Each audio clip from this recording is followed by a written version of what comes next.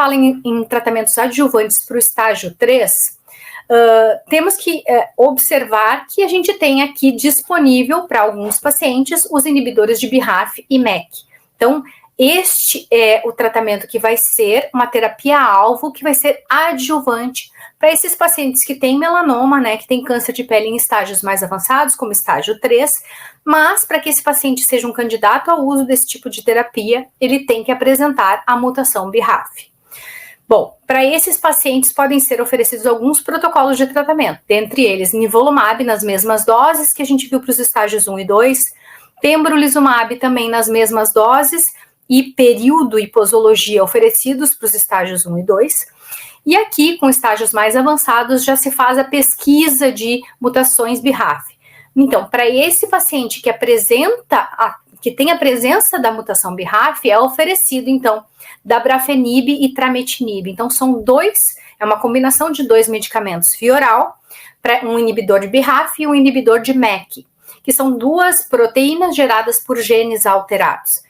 Então, a gente tem aqui a outra oportunidade de tratamento para um paciente que apresenta a mutação BRAF do protocolo de dabrafenib, 150 mg VO de 12 em 12, mais o trametinib, 2 mg VO, uma vez ao dia, também por 1 ano.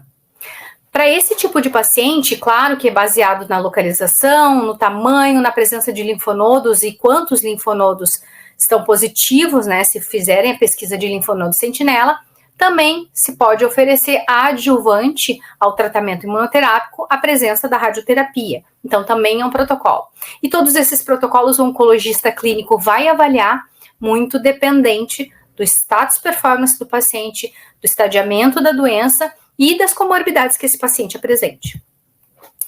Com relação ao tratamento adjuvante para pacientes em estágio 4, então aqui a gente está falando de um paciente que já está um pouco mais avançado. Ele pode apresentar metástases e essas metástases elas podem ser ressecáveis, ou seja, pode-se fazer uma cirurgia para retirada dessa metástase. O ideal é que esse paciente não tenha evidências de doença, né, de maneira geral, se vai fazer uma pesquisa, um exame de imagem para ver se esse paciente não apresenta metástase em outros órgãos. Mas para esse paciente, ainda se tem, na pesquisa de BRAF, dele ter uma mutação BRAF, se oferece para esse paciente também os protocolos com inibidores de BRAF e inibidores de MEK, que é o dabrafenib e trametinib nas mesmas doses que a gente viu para o estágio 3.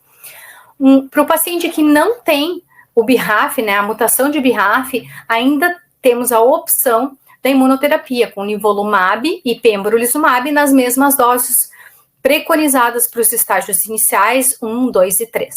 Então, o paciente que está num estágio mais avançado, no estágio 4, ele vai se fazer a pesquisa de mutações BRAF e a gente tem esses 3 protocolos também associados e claro que a escolha clínica do protocolo vai depender do estadiamento e do status performance do paciente. Para uma doença metastática, a abordagem inicial seria pesquisar a mutação BRAF para esse paciente. Então, todos os pacientes que apresentam metástase, doença metastática, é necessário pesquisar a presença da mutação BRAF.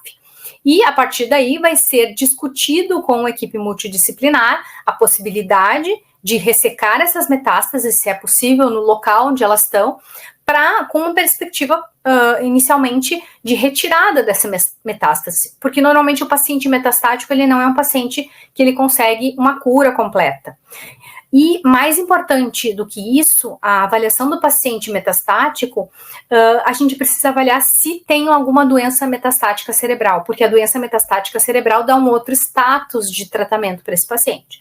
Então a abordagem inicial é a pesquisa da mutação, a discussão com a equipe multidisciplinar a partir da possibilidade de ressecção dessas metástases e a avaliação se tem metástase cerebral.